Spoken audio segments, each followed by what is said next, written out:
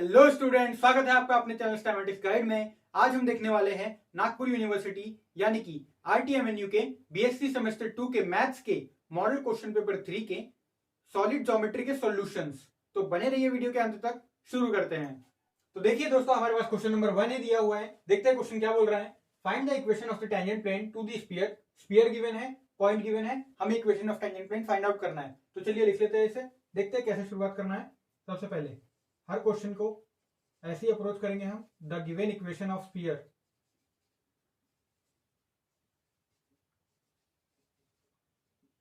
इस पूरी इक्वेशन को लिख लेंगे।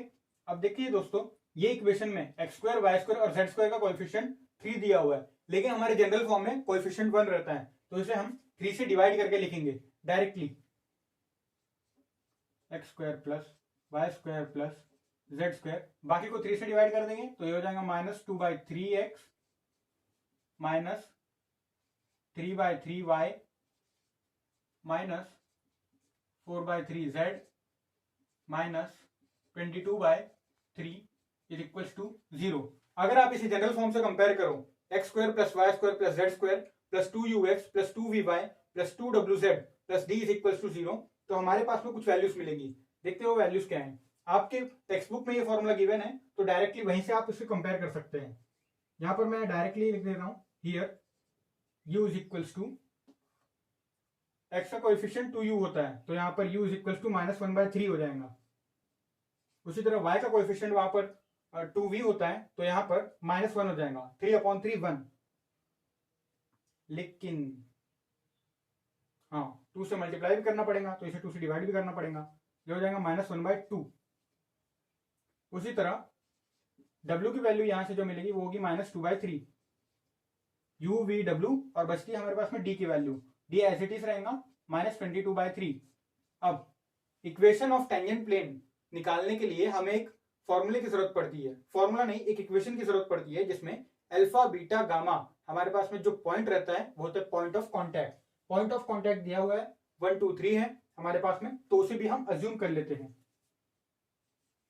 Late alpha beta gamma is equivalent to 1 2 3। अब देखिए, by theorem of tangent plane हम यहां पर वही थ्योरम लगाने वाले हैं।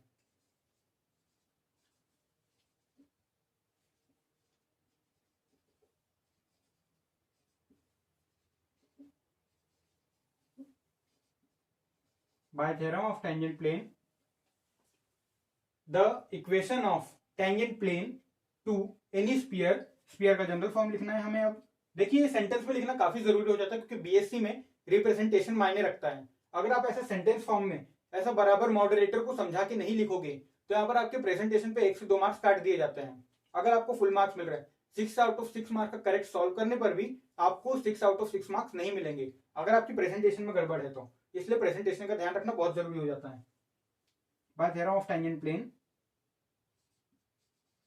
The equation of tangent plane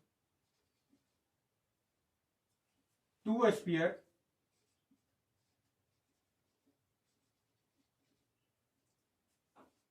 x square plus y square plus z square plus 2ux plus 2vy plus 2wz plus d is equals to 0 at point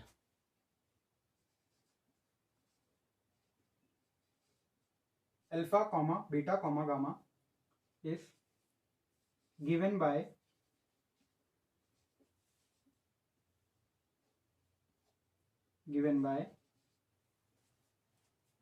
alpha x plus beta y plus gamma z plus, अब देखिए यहां पर जो हमारा 2 है, 2 use हो जाए ना यहां पर इक्वेशन में, वो 2 नहीं आएगा, directly u into x plus alpha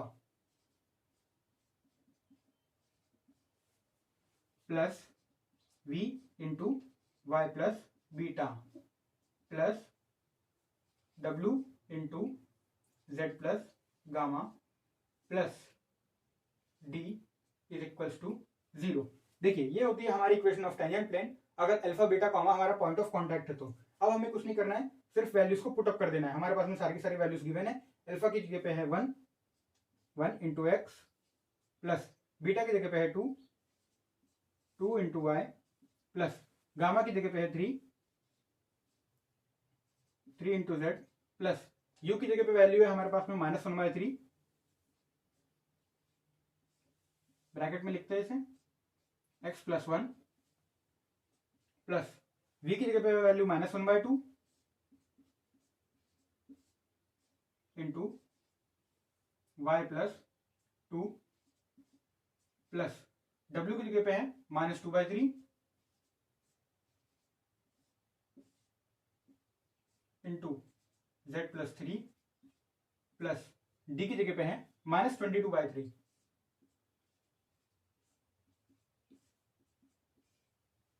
अब कुछ नहीं है, हमें बस थोड़ा सा सिंप्लीफिकेशन करना है और आंसर हमारे सामने होगा कुछ ही देर में।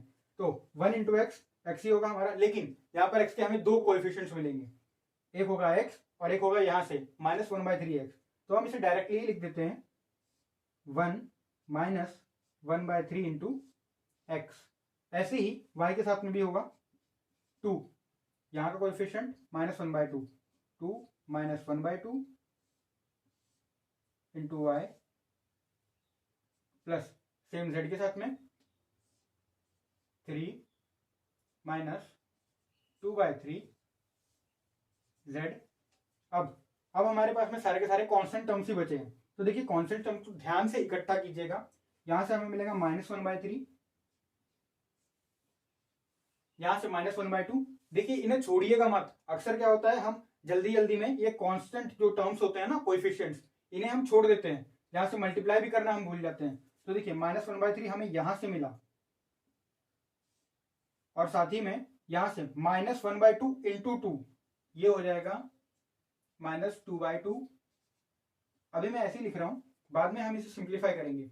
-2/3 इंटू 3, तो 3 से 3 कैंसिल, -2 ही बचेगा। नहीं, एक और टर्म है कॉन्स्टेंट्स का। देखिए मैं भी यहाँ पर भूलने वाला था, आपके साथ में भी गलती हो सकती है। -22/3 इज इक्वल्स टू 0। अब 1 -1/3, 3 -1, 2/3, 2/3x प्लस यहां से 2 to the 4, 4 - 1, 3/2y plus 3 3 9, 9 - 2, 7/3z। अब यहां से पूरे पूरे कांस्टेंट टर्म से सिंप्लीफाई कर लेते हैं। 6 से अगर मल्टीप्लाई कर दिए तो काम हो जाएगा। नहीं, डिनोमिनेटर 6 बना लेते पहले, फिर बाद में सॉल्व आउट करते हैं। यहाँ पर -1/3, ये हो जाएगा -2/6। हाँ ठीक है, माइनस अब 3 से मल्टीप्लाई करेंगे, -6/6 -12/6 -22 इंटू 2, 44/6 इज इक्वल टू 0। अब इन्हें हम जब सिंप्लीफाई करेंगे तो हमारे पास में देखते कितना आता है, और फिर हम इसी तरीके से अपनी एक स्टेप बचा लेंगे।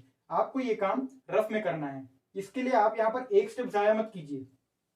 -2 -6 -12 -8 -20 -20 40 60 -64/6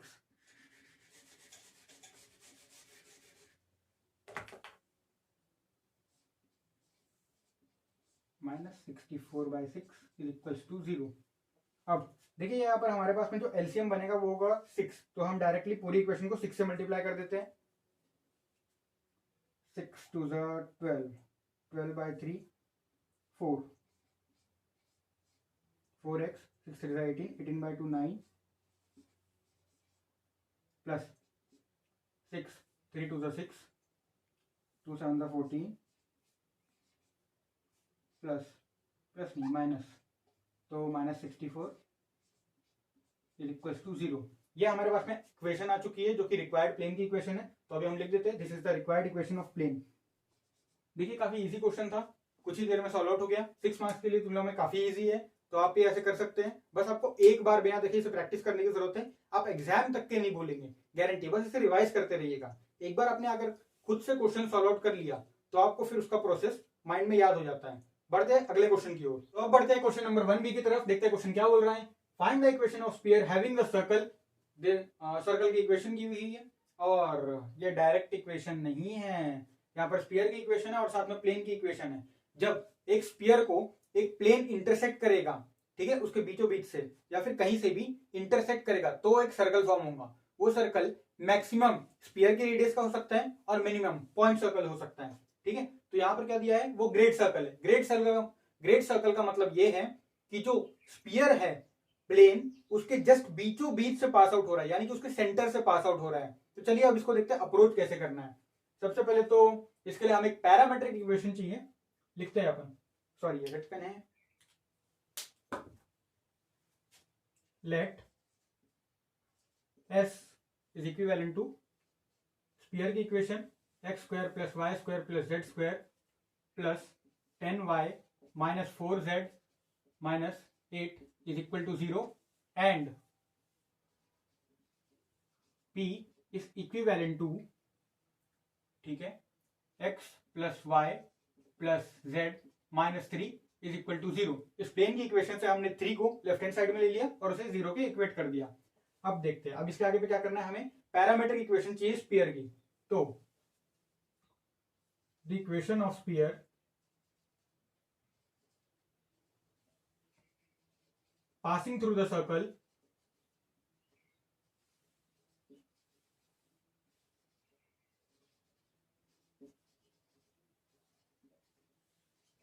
सर्कल से पास हो रहा हो। अब सर्कल के गिवन है s is equal to 0 and p is equal to 0 is given bye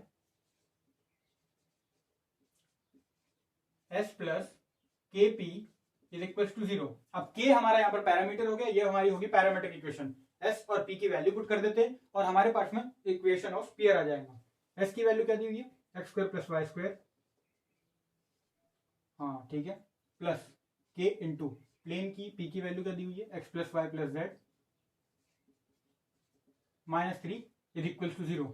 terms को एसोसिएट कर लेते हैं, एक्स के टर्म्स एक तरफ। सबसे पहले तो ये ऐसा का ऐसा आ जाएगा, x square plus y square plus z square plus x का टर्म है ही नहीं तो फिर डायरेक्ट प्लस के एक्स, अब प्लस 10 प्लस के वाई, ठीक है, यहां से y का कोएफिशिएंट 10 हो गया, यहां से y का कोएफिशिएंट k आ जाएगा। मल्टीप्लाई करने पे दोनों को हमने जोड़ लिया, 10 plus k Y minus 4z plus, यहां पर माइनस है यहां पर प्लस है तो चलो प्लस वाले टर्म को पहले रखते हैं, k minus 4z minus 8 minus plus minus 8 minus 3k is equal to 0। इसे हम नाम दे देते हैं इक्वेशन नंबर 1। अब ये जो इक्वेशन ऑफ स्फीयर मिली है हमें, इसका हमें सेंटर चाहिए होगा, आगे मैं बताऊंगा क्यों। तो चलिए पहले इसका सेंटर लिख लेते हैं। सेंटर C ऑफ 1 इज, इसका सेंटर क्या हो जाएगा, देखिए हमारी जो जनरल इक्वेशन होती है उसमें सेंटर क्या मिलता है, minus u minus v minus डब्ल्यू। यहां पर 2u है तो माइनस k/2 हो जाएगा माइनस 10 प्लस के अपॉन 2, और यहां से आप जब माइनस के मल्टीप्लाई करेंगे तो 4 माइनस के हो जाएगा, 4 माइनस के अपॉन 2। ये आ गया हमारे पास में सेंटर। रेडियस निकालने की जरूरत नहीं क्योंकि उसका काम हमें नहीं पड़ने वाला, ठीक है। अब देखिए हमें क्या चाहिए, इस इक्वेशन में जो पैरामीटर k है, k की वैल्यू चाहिए। और जब भी किसी भी पैरामीटर की जब हमें वैल्यू चाहिए होती है तो उसके लिए कोई ना कोई ज्योमेट्रिकल कंडीशन लगती है। यहाँ पे कंडीशन क्या है, कंडीशन ये दी हुई है कि ये जो इक्वेशन ऑफ स्फीयर है जो हमें फाइंड आउट करना है, वो जिस सर्कल के रिस्पेक्ट में फाइंड आउट करना है वो सर्कल हमारा ग्रेट सर्कल है। ग्रेट सर्कल है मतलब सर्कल का जो प्लेन है वो स्फीयर के सेंटर से पास आउट हो रहा होगा। तो लिखते हैं since the given circle is a great circle,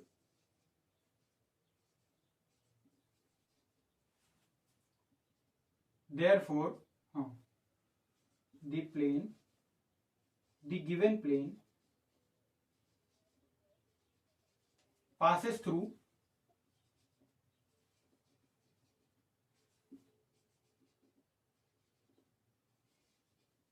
center of sphere 1 spear 1 इसलिए क्योंकि हमने जो इक्वेशन ऑफ स्पीयर निकाली उसका नाम हमने 1 दिया है। अब देखिए हमारे पास में सेंटर है, प्लेन की इक्वेशन है, बस हमें सेटिस्फाई कराना है और के की वैल्यू हमारे हाथ में। तो चलिए इसको पुटअप कर देते हैं। सिंपली वही टर्म्स आने वाले हैं, -k/2 प्लस, नहीं माइनस में ही रहने देते हैं, -10/2 -k/2 हाँ plus 4/2 -k/2 -3 is equals to 0। पूरी इक्वेशन को 2 से मल्टीप्लाई कर दो तो क्या मिल जाएगा, यहाँ पर k -3k, ये हो जाएगा हमारे पास में -6। अब जो बचता है बीच में देखते क्या क्या आ रहा है, -10 +4 -10 +4 -6 इज इक्वल्स टू 0। -6 -16 +4 -12, -12 को हम राइट हैंड साइड में शिफ्ट करेंगे तो ये हो जाएगा 12। फिर k की वैल्यू यहाँ से मिल गई -4, ये हमारे पास में आ गई k की वैल्यू। यहाँ तक की हमारा मेन काम था, इसके आगे तो बस सिंपली इजी है। अब हमें जस्ट की वैल्यू को पुटअप करना है, तो कहाँ पे पुटअप करना है, इक्वेशन नंबर 1 में। तो सब्स्टिट्यूटिंग या फिर put value of k in equation 1, equation 1 में पुटअप कर दो, x² + y² + z², ऐसा का ऐसा ही रहेगा।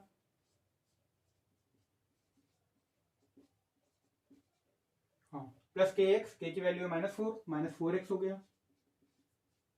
अब k की वैल्यू है -4 पुटअप कर दिए, 10 - 4 6y हो गया।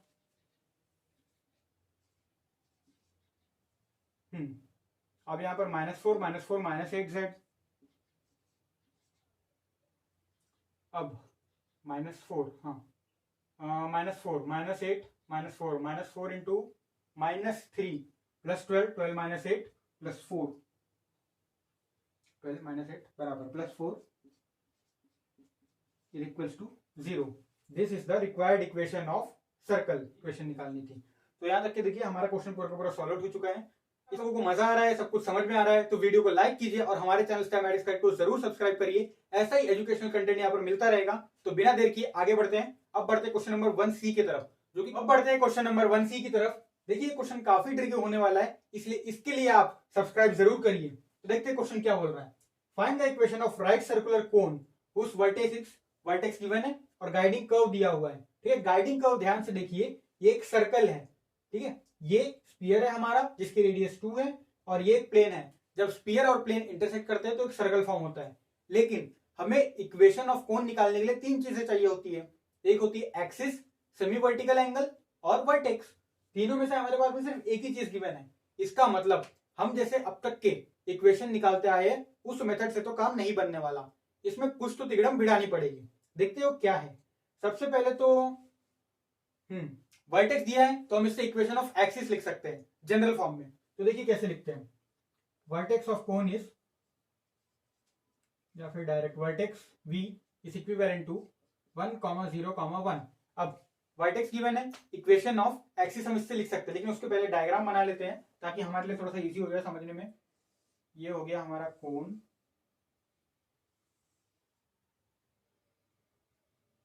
ये हो गया इसकी एक्सिस।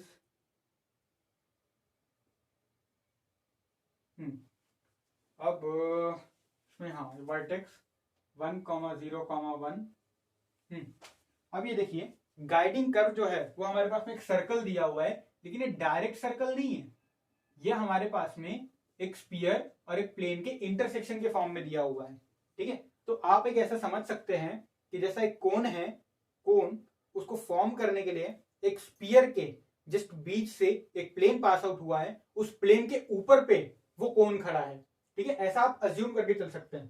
तो ये देखिए अब हमें इस लाइन की इक्वेशन लिखनी है, तो अज्यूम कर लेते हैं कि इसके डायरेक्शन रेशियोज LMN है, left L M N B, direction ratios of axis. ठीक है, क्योंकि किसी भी इक्वेशन ऑफ लाइन को लिखने के लिए हमें डायरेक्शन रेशियोज तो चाहिए 3 डायमेंशन में लिखने के लिए। तो अब देखिए हम जैसे लिखते थे वैसे लिखना है। अज्यूम कर लीजिए कि x1 y1 z1 है, therefore equation of axis is x minus 1 upon L, क्योंकि डायरेक्शन रेशियो हमारे पास में क्या है, एल, y माइनस 0 या फिर y upon m direct is equals to z minus 1 upon n। ठीक है, इतना हो जाने के बाद में अब क्या किया जाए आगे, देखिए इतना होने के बाद में आगे हम अब एक तिगड़म भिड़ाने वाले हैं। देखते हैं वो क्या है। सबसे पहले हमारे पास में 3 रेशियोज दिए हुए हैं। ठीक है, अब जब भी हमारे पास में 2 रेशियो दिए होते हैं तो हमारे पास में एक थ्योरम है जो कि 9th क्लास में आपने पढ़ा होगा, थ्योरम ऑफ इक्वल रेशियोज। इसमें क्या करते थे, सपोज कर लीजिए a upon b is equal to c upon d given है, तो हम इसको a plus k c upon b plus k d ऐसा लिख सकते थे। इसको बोलते थे थ्योरम ऑफ इक्वल रेशियोज। तो वही हम यहां पे करने वाले हैं। देखिए यहां पर भी हमें इन सबको ऐड कर देना है, के की जगह पे हमें सिर्फ 1 ही अज्यूम करके चलना है। क्यों, वो मैं आपको आगे बता कर देता हूं। सबसे पहले न्यूमरेटर्स को ऐड अप कर दीजिए, तो क्या आएगा, x plus y plus z -1 -1 -2 upon l plus m plus n, बराबर है। अब इसके आगे देखते क्या करना है। देखिए हमारे पास में यहां पर 2 इक्वेशंस है, भले ही वो इक्वेशन एक ही फिगर की है लेकिन 2 के फॉर्म में दी हुई है, तो हमें इन दोनों का इस्तेमाल करना पड़ेगा। सबसे पहले x plus y plus z is equal to 1 दिया हुआ है, तो हम इससे क्या करते हैं, अब इसको इक्वेट कर देते हैं किससे, x plus y plus z is equal to 1, यानी कि ये बन गया 1 माइनस 2। ठीक है, इसकी जगह पे मैं 1 पुट कर रहा हूं, तो हो जाएगा 1 माइनस 2, 1 माइनस 2 हो जाएगा हमारा -1 -1 upon l plus m plus n. तो अब देखिए हमारे पास में ये जो फ्रैक्शन आया है ये जस्ट इसी के इक्वल है। अब चाहे तो इसे 2 स्टेप में कर सकते हैं, मैंने इसलिए किया है क्योंकि हमारे पास में जगह की थोड़ी सी पाबंदी है, क्वेश्चन थोड़ा लंबा है, लेकिन आप एग्जाम में इसे 2 स्टेप में लिखिएगा, 3 फ्रैक्शंस यहां पर और फिर इसे इसके नीचे। ठीक है, अब देखिए अब इससे हमें क्या मिलेगा, पॉइंट मिल जाएगा, x की वैल्यू मिल जाएगी, y की वैल्यू मिल जाएगी और z की वैल्यू मिल जाएगी। यानी कि इस एक्सिस पर जो भी एक आर्बिट्ररी पॉइंट होगा x y z, उनकी वैल्यूज हमें मिल जाएगी और हमारे पास में 3 डायमेंशनल कोऑर्डिनेट तैयार हो जाएगा। देखते कैसे मिलेंगे। जब हम फर्स्ट और एकदम लास्ट रेशियो को इक्वेट करेंगे तो हमें मिलेगा x की value x is equals to, देखिए इन दोनों को बस कंसिडर करके चलिए, l से क्रॉस मल्टीप्लाई कर दीजिए तो हो जाएगा minus l upon l plus m plus n, और जो 1 हो जाएगा वो राइट हैंड साइड में जाके +1 हो जाएगा, तो 1 minus l upon l plus m plus n. ठीक है, इज इक्वल्स टू, अब जब हम यहां पर एलसीएम लेंगे तो l माइनस एल 0 हो जाएगा, यहां पर बचेगा m प्लस n सिर्फ, तो न्यूमरेटर हो जाएगा हमारा m plus n upon l plus m plus n। अब सिमिलरली हमें क्या मिल जाएगा, y की वैल्यू मिल जाएगी, तो y की वैल्यू जो हमें मिलेगी वो क्या हो जाएंगी, यहां पे तो कुछ है ही नहीं, तो डायरेक्ट हम इससे क्रॉस मल्टीप्लाई कर देते हैं, minus m upon l plus m plus n, और z की वैल्यू मिल जाएगी सेम इसी तरीके से जैसे हमने x की वैल्यू निकाली है, तो यहां पर 1, सबसे पहले तो 1 माइनस n, तो फिर n का टर्म गायब हो जाएगा, बचेगा l plus m upon l plus m plus n। अब हमारे पास में 3 कोऑर्डिनेट्स आ चुके हैं। ठीक है, ये हमारे पास में 3 डायमेंशनल फिगर होने वाला है, तो हमें इसकी टेंशन नहीं लेना। यहां पर हमने एक कंडीशन का यूज कर लिया है, x plus y plus z is equal to 1 का। अब हमारे पास में बचती है दूसरी कंडीशन, तो जब हमारे पास में 3 चीजें आ गई हैं, ठीक है, इस एक्सिस पे कोई भी एक पॉइंट है, उसका हमें जनरल कोऑर्डिनेट पता है। ठीक है, एक्स वाई और जेड जनरल, जो कि डायरेक्शन रेशियोज के टर्म्स में है। अब हम वो पॉइंट को कहीं पर भी अज्यूम कर सकते हैं एक्सिस में, वो पॉइंट यहां पर भी हो सकता है, नीचे भी हो सकता है, तो हम अज्यूम कर रहे हैं कि वो गाइडिंग सर्कल पर लाई कर रहा है, यानी कि एकदम जब कोन फॉर्म होता है तो उसका जो गाइडिंग सर्कल है वहां पे वो पॉइंट लाई कर रहा है। इसीलिए हम गाइडिंग सर्कल की जो इक्वेशन है उसमें इस पॉइंट को सब्स्टिट्यूट कर सकते हैं। हमने गाइडिंग सर्कल के जो दो पार्ट्स है उनमें से एक पार्ट का इस्तेमाल कर लिया है, x plus y plus z is equal to 1। अब बचता है हमारे पास में जो स्पीयर का पार्ट है उसे इस्तेमाल करना है। तो हमें जस्ट यहाँ पे जो तीन एक्स वाई जेड के कोऑर्डिनेट्स है इन्हें पुट कर देना है जस्ट इसमें, और हमारे पास में जो इक्वेशन मिलेगी वो कोन की इक्वेशन मिलेगी। आप लोग सोच रहे होंगे कि सर इतना तिगड़म भिड़ा के जो इक्वेशन मिल रही है वो कोन की है, लेकिन आई कैसे? ठीक है, जो एक्स वाई जेड पॉइंट है वो लाई कहां पे कर रहा है, आया कैसे? तो देखिए एक्स वाई जेड हमारा कोई भी एक आर्बिटरी पॉइंट है और कोन एक 3 डायमेंशनल फिगर है, जो उसका एकदम बेस है वहां पे लाई कर रहा है। ठीक है, ये पॉइंट जस्ट सेंटर में, यानी कि आप समझ लीजिए ये जो हमारे पास में एक्स वाई जेड पॉइंट है, ये जो गाइडिंग सर्कल है उसके सेंटर पे लाई कर रहा है, क्योंकि राइट सर्कुलर कोन में जो हमारी एक्सिस होती है वो सर्कल के सेंटर से पास आउट होती है। ठीक है, तो ये हमारा सेंटर पर लाई कर रहा है, हमें बस इसे पुटअप करना है और हमारी इक्वेशन ऑफ कोन तैयार हो जाएंगी। जस्ट हमें इसको पुटअप कर देना है, तो put x y z in x square plus y square plus z square is equal to 4। इसमें पुटअप कर दीजिए, आपको जैसे तरीके से लिखना है वैसे लिख सकते हैं आप। मैंने यहाँ पर काफी कम ऐसा डिस्क्रिप्टिव पार्ट रखा है ताकि आप लोगों को समझ में आ जाए, क्योंकि डिस्क्रिप्टिव पार्ट ज्यादा होने से कंफ्यूजन काफी क्रिएट हो सकती थी इस क्वेश्चन में। ठीक है, अभी हमें जस्ट इनकी वैल्यूज पुटअप करना है। ये हो जाएगा m प्लस एन का whole square plus y square की जगह माइनस एम का होल स्क्वायर प्लस जेड की जगह एल प्लस एम का whole square is equals to 4 into, अब जो इनके डिनोमिनेटर में आएगा, इनका डिनोमिनेटर तो कॉमन है, एल प्लस एम का होल स्क्वायर, उसे हम क्रॉस मल्टीप्लाई कर देते हैं राइट हैंड साइड में। ये हो गया l square plus m square plus n square. अब इनकी वैल्यूज तो है नहीं हमारे पास, सबसे बड़ी दिक्कत तो अब है, इनकी तो हमारे पास में वैल्यूज ही नहीं है। तो अब हम क्या करें? तो देखिए ये हमने जहां से निकाला था वो प्रोपोर्शनल होंगे। मैंने आपको पिछली वीडियो में भी बता कर दिया था कि जो इक्वेशन ऑफ लाइन होती है इसमें numerator is proportional to denominator, ऐसा होता है। ठीक है, ये नहीं होता कि न्यूमरेटर अपॉन डिनोमिनेटर, वो सिर्फ फ्रैक्शन में होता है। ये हमारे पास में इक्वेशन है, तो numerator is proportional to denominator, ऐसा बोला जाता है। तो अगर ये इसके प्रोपोर्शनल है तो कुछ ना कुछ कॉमन मल्टीपल मिलेगा। ठीक है, वो k हो सकता है, 1 2 3 4 कुछ भी हो सकता है। जो कॉमन मल्टीपल मिलने वाला है वो इस पूरी इक्वेशन के लिए कॉमन मल्टीपल होगा। सपोज कर लीजिए यहाँ पर मैं 3 से मल्टीप्लाई कर देता हूं, तो देखिए अब इक्वेशन में क्या फर्क आया? कुछ नहीं, 3 को हटा दीजिए, सेम वही तो इक्वेशन है, लेकिन 3 कॉमन मल्टीपल आ गया। ऐसे ही आप अगर यहाँ पर 2 से कर दें तो क्या होगा? सेम वही बन जाएगा। तो बस हमारे पास में बस अब ये एक तिगड़म बिड़ाना बाकी है कि एल एम और एन की वैल्यूज कहां से लाए। तो एल एम और एन की वैल्यूज हमें नहीं निकालनी, हमें वो वैल्यूज चाहिए जो उनके प्रोपोर्शनल हो, जिनका कुछ ना कुछ कॉमन मल्टीपल हो। कॉमन मल्टीपल अपने आप एक जगह पे होके डिलीट हो जाएगा, क्योंकि हम उसे कैंसिल आउट कर सकते हैं, प्रोवाइडेड कॉमन मल्टीपल 0 ना हो तो। ठीक है, समझ रहे हो? एक एग्जांपल ले लीजिए, जैसे कि अगर कुछ कॉमन मल्टीपल आया यहाँ पर 3 आ गया सपोज कॉमन मल्टीपल। ठीक है, यहां से तो 3 को आप यहां से कॉमन निकालिए, यहां से कॉमन निकालिए, 3 का स्क्वायर कॉमन आएगा गारंटी से, क्योंकि 3 है और उनके ऊपर पे स्क्वायर है। तो 3 का स्क्वायर यहां से भी कैंसिल आउट होगा, यहां से भी कैंसिल आउट होगा, आपकी इक्वेशन पर कोई भी इफेक्ट ही नहीं पड़ेगा। ठीक है, तो हमें जस्ट इनकी प्रोपोर्शनल वैल्यूज को यहाँ पर पुटअप करना है। आप चाहे तो यहाँ पर के लेकर भी सॉल्व आउट कर सकते हैं। ठीक है, लेकिन हम लोग ऐसा नहीं करने वाले, क्यों और बात को बढ़ाना जब बात यहीं पर ही खत्म हो रही है। तो देखिए, तो अब हम यहां से वैल्यू निकालेंगे।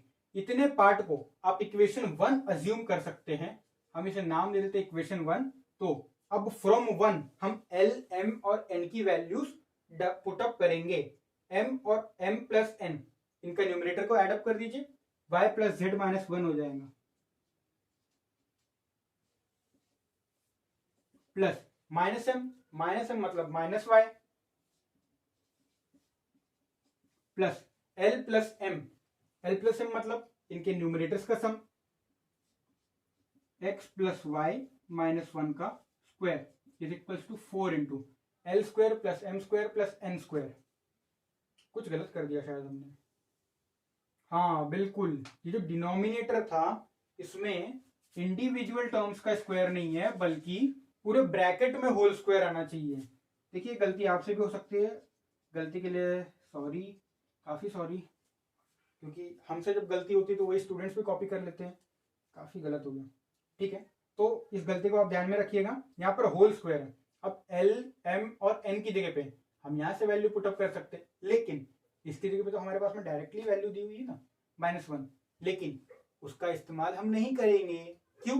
क्योंकि हमने पहले ही इस पार्ट का इस्तेमाल कर लिया है इक्वेशन ऑफ एक्सिस से एक्स वाई और जेड की वैल्यूज निकालने में।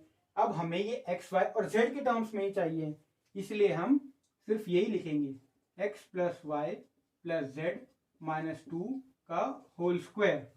अब देखिए इतना आने के बाद में यहाँ पर 3 टर्म्स है, अगर आपको 3 टर्म्स का स्क्वायर का एक्सपेंशन नहीं पता है तो आपको उन्हें इंडिपेंडेंटली एक्सपेंड करना पड़ेगा, y प्लस जेड को एक साथ लेकर और -1 को अलग लेकर, या फिर y को अलग लेकर और z -1 को एक साथ लेकर, ऐसा आपको करना पड़ेगा। फिलहाल मैं यहाँ पर जो 3 टर्म्स है उनका डायरेक्ट एक्सपेंशन करने वाला हूं, a प्लस बी प्लस सी का होल स्क्वायर।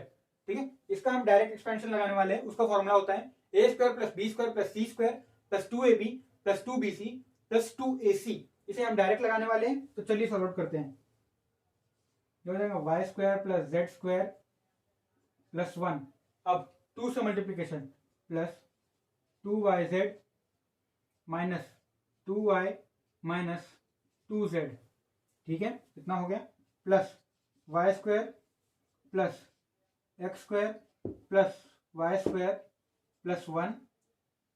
अब फिर से 2 से मल्टीप्लीकेशन, तो -2xy नहीं plus 2xy -2x minus 2y। अब तो देखिए अब हम यहाँ पर क्या तिकड़म बिठाने वाले हैं, काफी मस्त तरीका है। अगर आपको ये तरीका नहीं पता था तो फिर कमेंट सेक्शन में जरूर लिखिएगा। अभी जैसे हमने a प्लस बी प्लस सी के होल स्क्वायर का फॉर्मूला लगाया था, वैसे ही हम a plus b plus c plus d के होल स्क्वायर का फॉर्मूला लगाएंगे, ताकि हमारा काम थोड़ा सा आसान हो जाए। तो देखिए फॉर्मूला बनाते कैसे हैं। ठीक है, ये आ गया a plus b plus c plus d के होल स्क्वायर का फॉर्मूला। तो सबसे पहले चारों टर्म्स का स्क्वायर लिख दो, ये हो गया a square plus b square plus c square plus d square. 4 terms आ गए। अब यहां पर हमें दो टर्म्स का मल्टीप्लाई करके उस पर 2 लगा देना है। देखिए कैसे, plus 2ab plus 2bc plus 2ac plus 2ad। ठीक है, ऐसे 4 टर्म्स हो गए। 2 टर्म्स और बनेंगे हमारे पास में, प्लस 2bd प्लस 2cd। देखिए ये फॉर्मूले से हम अब यहाँ पर डायरेक्टली एक्सपेंड करने वाले हैं, क्योंकि अगर 2/2 का अपन करते बैठेंगे तो ये क्वेश्चन अपन से 20 मिनट में सॉल्व आउट नहीं होगा एग्जाम में, गारंटी से नहीं होगा। 30 मिनट से लेकर 40 मिनट तक का लग सकता है इसका सिंप्लीफिकेशन प्रोसेस में, खास करके ऐसे खतरनाक स्टेप्स को सोचने में। इसीलिए ऐसी चीजें हमें याद रहना जरूरी है कि हम कहां पे अपना काम आसान कर सके और सिंपली स्मार्ट सिंप्लीफिकेशन कर सके। अभी जैसे मैंने ये फॉर्मूला बना दिया, ये फॉर्मूला आप बस कुछ ही देर में बना सकते हो। देखिए 4 टर्म्स है, टोटल 16 टर्म्स आने चाहिए। सबसे पहले चारों का स्क्वायर आ गया बराबर से, अब दो टर्म्स का मल्टीप्लीकेशन आ गया सब में। अब जो दो टर्म्स है वो 2 ब्रैकेट से 2 बार तैयार हो जाएंगे, तो फिर सब में 2 लगा दो। देखिए अब पूरे 16 टर्म्स यहां पर बन रहे हैं, 1 2 3 4, यहां पर से 2 टर्म्स है, 5 6 7 8 9 10 11 12 13 14 15 16 टर्म्स बन रहे हैं। आपको बस ध्यान में रखना है गिनती के टर्म्स और ये इनका आपस में मल्टीप्लीकेशन, बस बन गया फॉर्मूला। इसीलिए चलिए अब हम इसी फॉर्मूले को लगाकर यहां से एक्सपेंशन करते हैं, ताकि हमारा टाइम और स्टेप दोनों बचे, क्योंकि एग्जाम में हम इतना टाइम किसी एक क्वेश्चन को डिवोट नहीं कर सकते, ये पागलपंती होगी। अब देखिए 4 एज इट इज लिख देते हैं। अब ये ब्रैकेट में x square plus y square plus z square plus 4। अब दो टर्म्स का मल्टीप्लीकेशन और 2 साथ में, तो 2 into x y plus 2 into y z plus 2 into x z. अब -2 से सबका मल्टीप्लीकेशन, तो बराबर -2 2 4, 4x minus 4y minus 4z बराबर 1 2 3 4 5 6 7 8 9 10। यहां से लेके यहां तक के 4 हो गए, यहां से 6 टर्म्स हमारे तैयार हो गए, बराबर है आ रहा है। तो देखिए हमारा ये टर्म तैयार है। अब हमें जस्ट थोड़ा सा सिंप्लीफिकेशन ही करना है। अब हमारा बस सिंप्लीफिकेशन प्रोसेस ही बाकी है। इसके आगे फिर जस्ट आपका 2 स्टेप में आंसर तैयार हो जाएगा।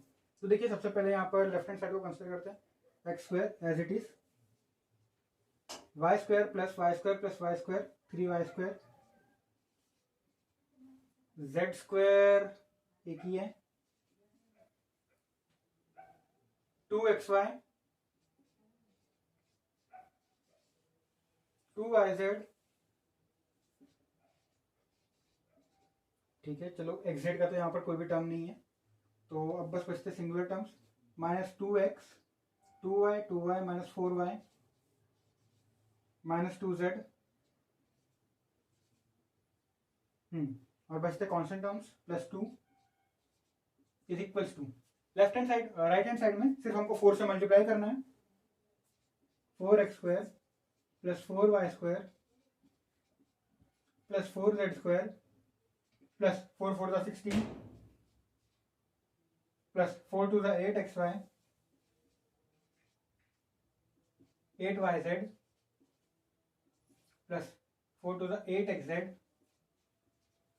ठीक है, माइनस 4 4 द 16x,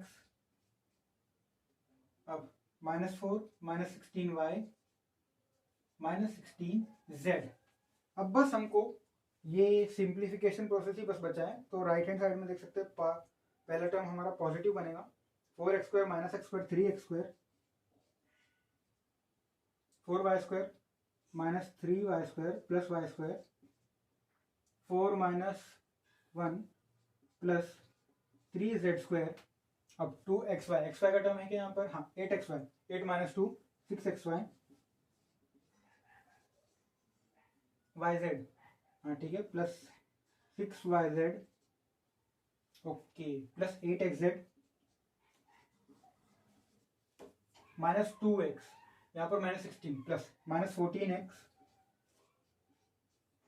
4y, तो minus 16 plus 4 minus 12y minus 2z minus 14z plus 2, 16 minus 2 plus 14 is equals to 0. This is the required equation of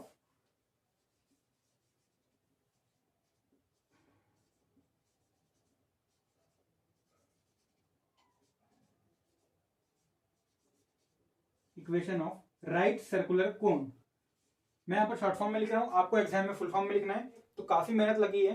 इसके लिए आप चैनल को सब्सक्राइब जरूर करिए। मैं आपके लिए मेहनत करते ही रहूंगा और ऐसा ही कंटेंट आपके सामने पे लाता रहूंगा। इसके लिए आप चैनल को सब्सक्राइब करिए और इस क्वेश्चन के लिए वीडियो को लाइक जरूर करिएगा प्लीज, एक लाइक तो बनता है इसके लिए। अब बढ़ते हैं अगले क्वेश्चन की तरफ, क्वेश्चन नंबर 1 का डी। तो चलिए अब बढ़ते हैं अगले क्वेश्चन की तरफ, क्वेश्चन नंबर 1 डी। देखिए क्वेश्चन क्या बोल रहा है, find the equation of right circular cylinder of radius 3 और एक्सिस दी हुई है। तो हमें बस एक फॉर्मूला लगाना है और क्वेश्चन का आंसर हमारे सामने पे। देखिए बस इसमें थोड़ा सिंप्लीफिकेशन का ही काम है और कुछ नहीं है। देखिए एक्सिस दी हुई है, axis of right circular cylinder is given है, x minus 1/2 is equals to y/3 is equals to z minus 3/1 और रेडियस दिया हुआ है 3, radius that is r is equals to 3। अब बस हमें एक फॉर्मूला ही लगाना है, therefore हाँ the equation of right circular cylinder, ये मैं शॉर्ट में लिख रहा हूं, फिर से बता के दे रहा हूं, आपको एग्जाम में फुल फॉर्म में लिखना है। Having axis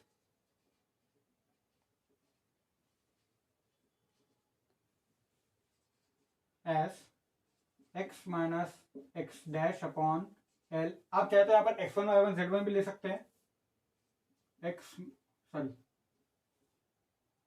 y minus y dash upon m इज इक्वल टू z minus z dash upon n and radius r is, अब देखिए बस फॉर्मूला ही लगाना है हमको और कुछ काम नहीं है। फॉर्मूला है हमारे पास में direct mod of x minus x1 x bar y minus y bar l m whole square plus y minus y dash z minus z dash whole square m n plus z minus z dash x minus x dash n l whole square is equals to r square l square plus m square plus n square. तो देखिए ये होता है हमारे पास में formula. अब हमें बस वैल्यूज ही पुटअप करनी है। अब यहां पर l m n और x बार y बार और z बार की वैल्यूज को हम दिखा देते हैं। तो देखिए यहां पर क्या है हमारे पास में, here l is equals to, यहां से लिखना है आपको 2 m is equals to 3 n is equals to 1 and x bar y bar z bar is equivalent to, देखिए ये हमें यहां से जो इस दोनों को कंपेयर करके हमें जो वैल्यूज मिलेगी वही होगी यहाँ पर x बार y बार और z बार की वैल्यूज 1 0 3। अब हमें कुछ नहीं करना, बस इन वैल्यूज को पुट अप कर देना है और बस सिंप्लीफाई करना है। Equation ready. तो चलिए पुट अप कर देते हैं simply. x minus x bar simply x minus 1, l की वैल्यू है यहाँ पर 2 हमारे पास, y और m की वैल्यू है 3 whole square plus y upon 3 z minus 3 upon 1 whole square plus z minus 3 upon 1 x minus 1 upon 2 whole square is equal to, r की वैल्यू दी हुई है 3 square into l square 2 square plus 3 square plus 1 square. तो अब just हमें इसको 2/2 determinant के method से एक्सपेंड करना है। तो देखिए यहाँ पर हम डायरेक्ट एक्सपेंड इसको कर सकते हैं। 3 into x minus 1 minus 2y, 3x minus 3 minus 2y इसका whole square plus y minus 3 into z, minus into minus plus हो जाएगा तो प्लस 3 3 9 इसका होल स्क्वायर प्लस, अब यहाँ पे 4 टर्म्स क्रिएट होंगी तो हम 2 टर्म्स को इकट्ठा सिंप्लीफाई करेंगे। 2 into Z 2z minus 3 2 6 minus 6 mind में रखा मैंने, माइनस एक्स माइनस 6 और प्लस 1, ठीक है, माइनस इंटू माइनस प्लस हो जाएगा, प्लस 1 और माइनस 6 कितना हो गया माइनस 5 इसका होल स्क्वायर। और ये राइट हैंड साइड में सिंप्लीफाई करके बन जाएगा 3 का square 9 into 1 plus 9 plus 4 10 14 into 9 is equals to 126, ठीक है, ये हमारे पास में आ गया। अब जैसा कि हमने पिछले क्वेश्चन में किया था, इसे a प्लस बी प्लस सी के फॉर्मूला से एक्सपेंड करने का काम वही हम इस क्वेश्चन में भी करने वाले हैं। इसके पहली वीडियो में क्योंकि मॉडल क्वेश्चन पेपर 2 से हमने क्वेश्चंस लिए थे, वहां पर हमने सेपरेट टर्म्स लेकर a प्लस बी के होल स्क्वायर के फॉर्मूले से एक्सपेंड किया था। वहां पे हमने ज्यादा स्टेप्स का इस्तेमाल किया था एज कंपेयर टू दिस। तो यहाँ पे हम कम स्टेप्स का इस्तेमाल करके जल्दी से जल्दी आंसर निकालेंगे। देखिए कैसे। तो चलिए एक्सपेंड करते हैं अब इसे। 3x का square a square 9x square हो जाएगा 9x स्क्वायर प्लस 3 का square 9 plus 4y square plus, अब यहां पर से भी हम स्क्वायर वाले टर्म्स को पहले लिख लेते हैं तो थोड़ा सा ज्यादा आसानी होगी। y स्क्वायर प्लस 3 का स्क्वायर 9 z स्क्वायर प्लस 9 का square 81 plus 4z square plus x square plus 5 का स्क्वायर 25। अब देखते हैं अब हम इस ब्रैकेट्स के 2ab 2ac 2bc वाले टर्म्स को लिखेंगे। तो 2 into A B, 3 3 9, 9 2 18 minus 18x, अब 2ac, 2 2 4, 4 3 12 minus 12y plus minus into minus becomes plus, 3 2 6, 6 2 12 plus minus 12 x y होना चाहिए यहाँ पर एक्स वाई, और फिर ये प्लस आएगा 3 2 6, 6 2 12 प्लस 12y। अब यहाँ से भी हमें वही काम करना है, plus 9 2 18y, 9 3 27, 27 into 2 54 minus 54z, ठीक है ठीक है। अब वाई जेड वाला टर्म 3 2 6 माइनस 6yz, अब सेम यही काम है यहाँ पर, 2 5 10, 10 2 20 minus 20z, minus into minus becomes plus, 5 2 10, 10x, अब zx वाला term 2 2 4 minus 4x is equals to 126। एक और स्टेप इसी के ऊपर ऑफ सिंप्लीफिकेशन के लिए, तो देखिए क्या क्या होता है। एक्स स्क्वायर के टर्म्स पूरे के पूरे एक तरफ, हाँ 9x square plus x square 10x square, 4y square plus y square 5y square, 9z square plus 4z square 13z square. चलिए स्क्वायर वाले टर्म्स हो गए। अब हाँ माइनस 12xy, और कहीं पर है क्या xy, नहीं, माइनस 12xy, हाँ माइनस 6yz,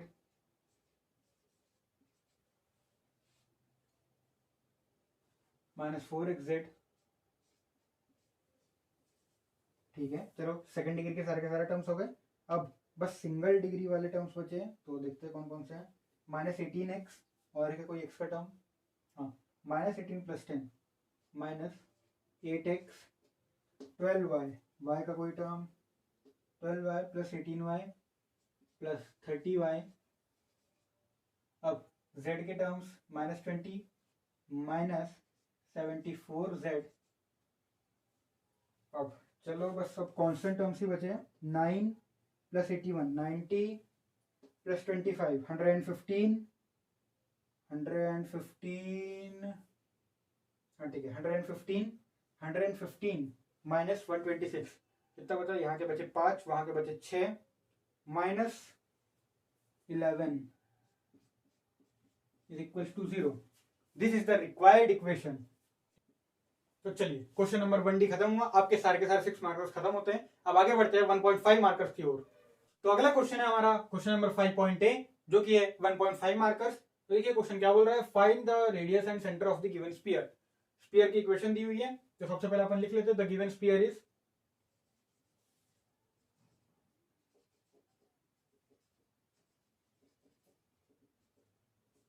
ये सो एंड सो, ये आप लिख लीजिएगा। अब इसके हम आगे बढ़ते हैं मेन प्रोसेस की तरफ।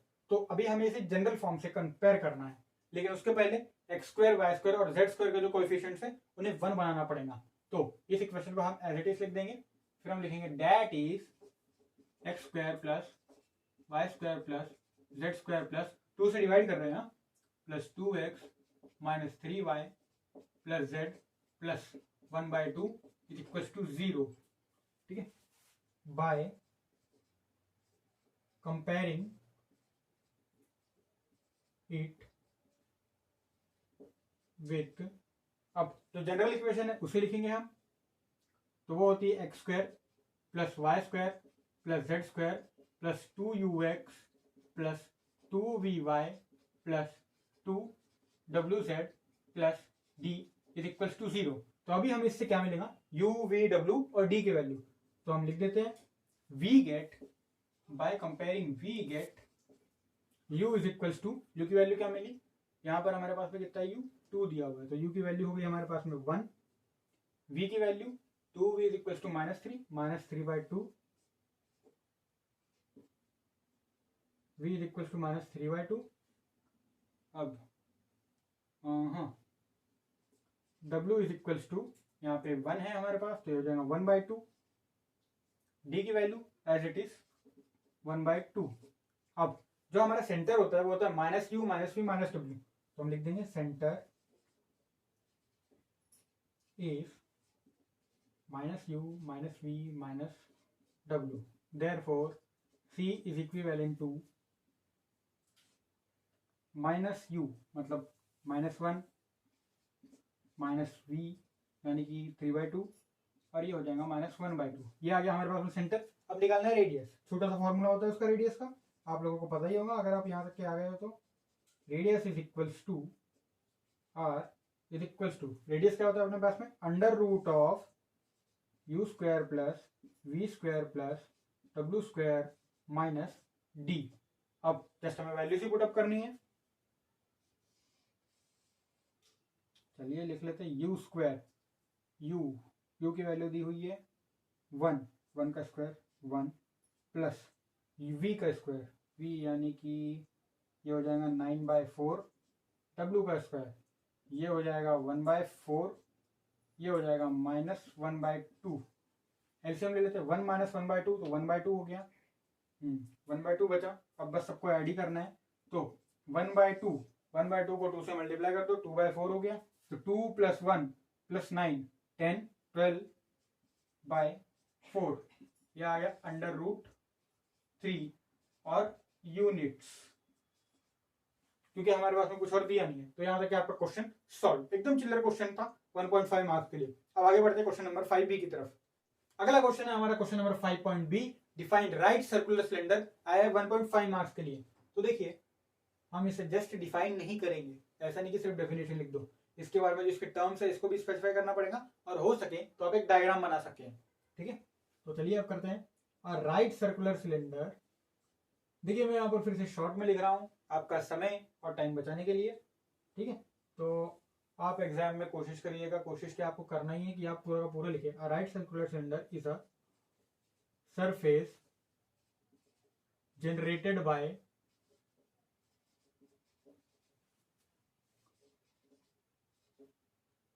a line parallel to, यहां पर स्ट्रेट लाइन लिख सकते हैं आप, straight line parallel to a fixed line at a constant distance from it. अब जैसा कि मैंने बता कर दिया, अभी हमें टर्म्स को भी स्पेसिफाई करना है। The fixed line is called as axis and the variable line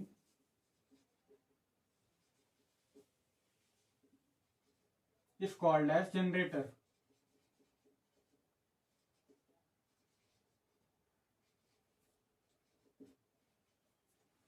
And the constant distance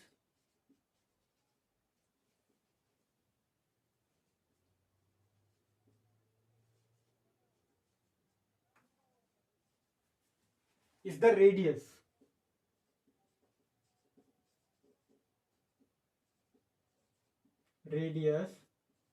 of right circular cylinder। आप चाहे तो उसमें डायग्राम भी बना सकते हैं, वैसे इतना इनफ है। तो यहां तक के हमने सॉलिड ज्योमेट्री के दोनों मॉडल पेपर्स खत्म कर दिया है, मॉडल पेपर 2 और मॉडल पेपर 3 भी। इसके आगे सॉलिड ज्योमेट्री का 1 शॉट होगा और कुछ ऐसे ट्रिकी और टफ क्वेश्चंस, साथ ही में आपके जितने भी चैप्टर्स है सबके मॉडल क्वेश्चन पेपर्स इस चैनल पे आपको सॉल्व आउट मिलने वाले हैं। इसके लिए आप चैनल को सब्सक्राइब करिए और इस प्लेलिस्ट को सेव कर लीजिए अपने पास, ताकि अगर कोई भी अपडेट हो तो आपके पास में तुरंत से तुरंत मिल सके।